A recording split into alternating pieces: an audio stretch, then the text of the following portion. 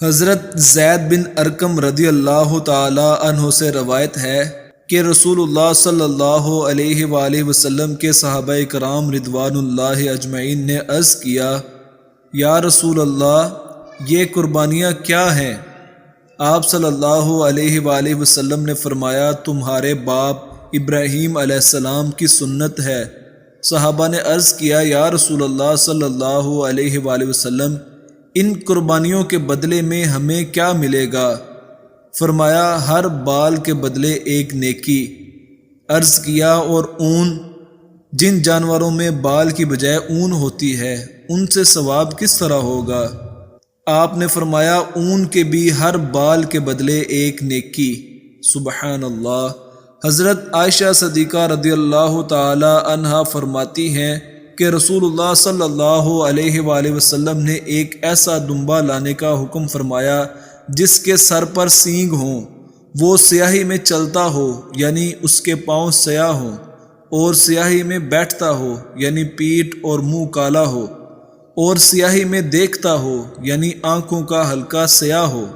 پس ایسا ہی دمبا آپ کی قربانی کے لیے لایا گیا۔ آپ نے فرمایا، اے عائشہ چھری لاؤ۔ پھر آپ نے فرمایا، پتھر پر چھری تیز کر لو۔ اس کے بعد آپ نے چھری کو ہاتھ میں لیا، دمبے کو لٹایا اور پھر بسم اللہ اللہم تقبل من محمد و آل محمد و من امت محمد کہہ کر اسے ذبح کر دیا۔ حضرت ابو یعلا شداد بن اوس رضی اللہ تعالی عنہ سے روایت ہے کہ رسول اللہ صلی اللہ علیہ وآلہ وسلم نے فرمایا، جب تم ذبح کرو تو اچھے طریقے سے ذبح کرو، اور تم میں سے کوئی اپنی چھری بھی تیز کر لے تاکہ ذبیح کو ذبح کے وقت آرام پہنچے۔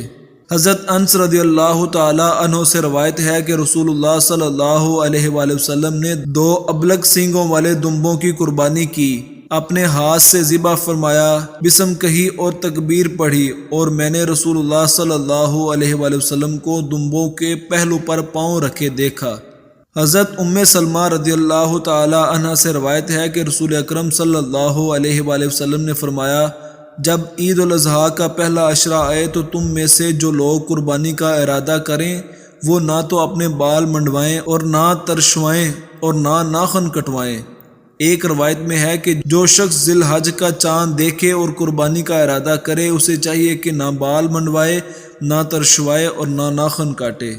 حضرت جابر رضی اللہ تعالی عنہ سے روایت ہے کہ رسول اللہ صلی اللہ علیہ وآلہ وسلم نے 2 دمبوں کو ذبح کیا جو سینگ دار، ابلگ اور خصی تھے۔ حضرت عائشہ صدیقہ رضی اللہ تعالی عنہا سے روایت ہے کہ رسول اللہ صلی اللہ علیہ وآلہ وسلم نے فرمایا، اولاد آدم نے قربانی کے دن کوئی ایسا عمل نہیں کیا جو خدا کے نزدیک زیادہ پسندیدہ ہو خون بہانے یعنی قربانی سے، اور قیامت کے دن وہ ذبح کیا ہوا جانور آئے گا اپنے سینگوں، بالوں اور کھروں کے ساتھ، اور فرمایا کہ قربانی کا خون زمین پر گرنے سے پہلے خدا کے ہاں قبول ہو جاتا ہے، بس تم خوش دلی سے قربانی کیا کرو۔